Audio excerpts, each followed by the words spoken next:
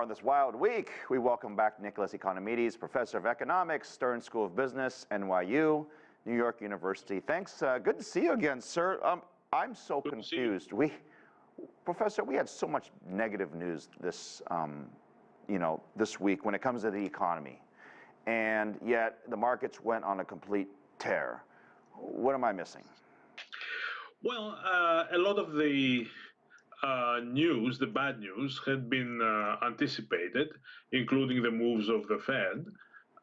So when there were pretty good profit results, especially in the high-tech sector, that was taken by investors as good news, and that's how the stock market went up. We saw the PCE numbers, specifically on inflation. It continues to worry most experts, but everybody seems to be, for the most part, tempered. Where do we go from here? Well, I'm afraid inflation is going to stay up for some time, and there will be no easy way for it to go to be reduced. But I think what the financial markets expect is that once some signs of significant slowdown show up, even a recession, a small recession, that the Fed is going to stop increasing interest rates, or it would increase them extremely slowly. And that's another reason why the stock market goes up, because they don't really believe that the Fed is going to go to 7% interest rate or something like that. They don't really believe that. They think that once weakness in the economy, in terms of even a mild recession, shows up, the Fed will stop increases. Where do you think rates go from here, both from the Fed and also things that impact people every day, such as mortgages? Where's the top going to be? Well, I expect that the Fed will keep increasing and will do at least one more significant increase, something between 0.5% and 0.75%. So it will still increase, and mortgages, of course, follow those increases. And in general, the price of getting money, borrowing money, is going up, and that slows down the whole economy.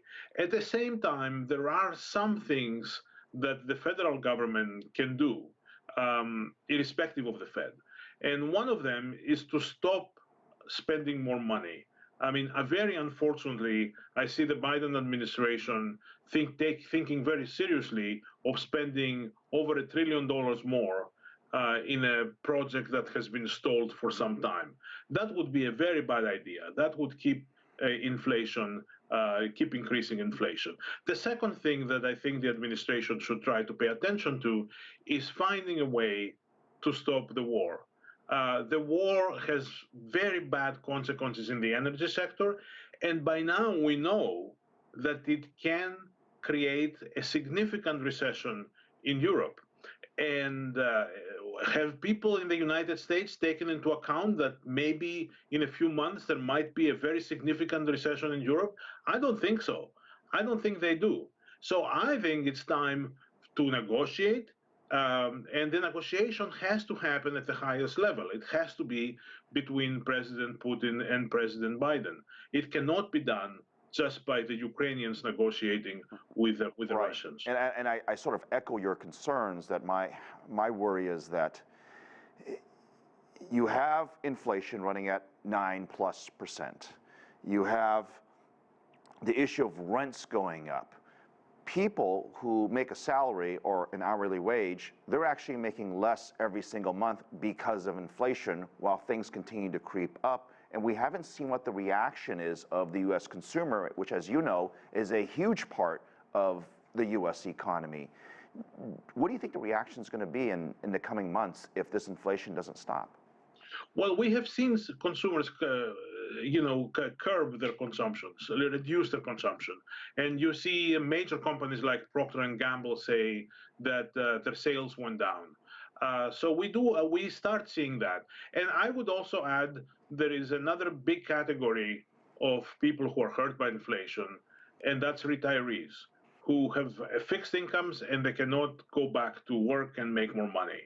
And I think that we have this period between now and the November congressional elections, which is probably the only period in which the Biden administration can seriously change things. Because I think that after November, once the Republicans take over Congress, we will be in a stalemate. There would be big differences of opinion between the executive branch and Congress, and things will not happen.